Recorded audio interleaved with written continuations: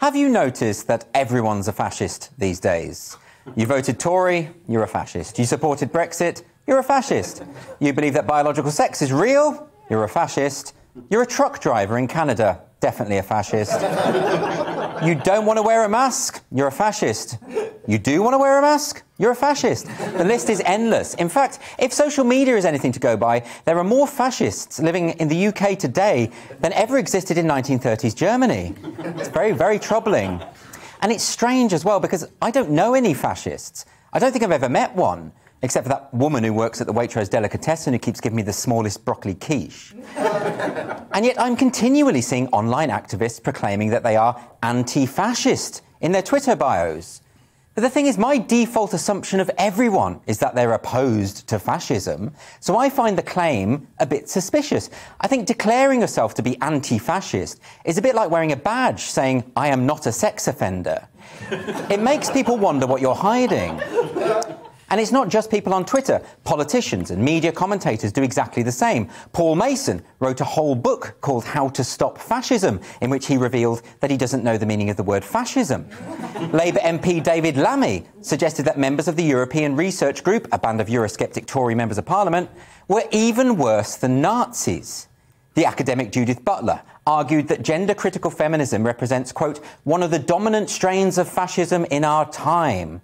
The film critic Mark Kermode seems to believe that GBNews is a far-right echo chamber, even though many of the panellists, presenters and people who work here, not to mention many of the guests we invite onto the shows, are in fact on the left. So for a far-right echo chamber, we seem to platform an awful lot of left-wing voices. Political columnist Owen Jones seems to think fascists are absolutely everywhere, which kind of makes me concerned about the sort of people he's associating with.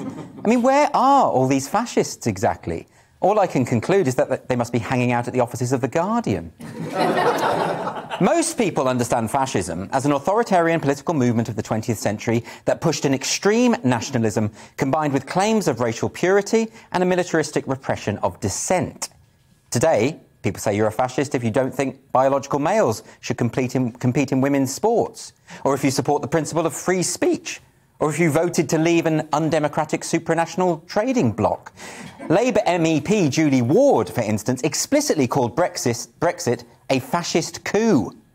Now, this is known as concept creep. This is where generally understood terms have their definitions gradually expanded. Of course, if you redefine what fascism means, you can claim that anything is fascist. I could say that owning a chinchilla is fascist, and thereby justify throwing Molotov cocktails at pets at home. But just because I've decided something is true doesn't mean that it is. The reality is that fascism is, thank God, in terminal decline, has been for decades. True, there are small groups of reprehensible individuals who fall into this category, but they're very much on the fringes of society, which is where they should remain. Those who pretend that fascism is mainstream are inadvertently helping to promote this reactionary minority. Because surely what actual neo-Nazis want us to believe is that their movement is more popular than it is. Inevitably, the accusation of fascism is often used as justification for no platforming certain individuals or trying to get them fired from their jobs. It's a key tactic of cancel culture. If a speaker is coming to your university and you don't agree with what they're likely to say, just smear them as a fascist and get the event cancelled. And it works. Because when the policy of no platform was created by the NUS back in 1974, it was specifically designed to keep fascists off campus. But this policy only makes sense if everyone is in agreement about what the word means. Even in 1974, some people were warning that this would eventually be used as a pretext for censorship. And they were right. Of course, the redefinition of fascism for political ends is nothing new. Back in 1944, George Orwell wrote that the word fascism had become entirely meaningless because of the way in which it was being recklessly thrown around. And the problem is that we do need this word to retain its original meaning because the people it describes are dangerous.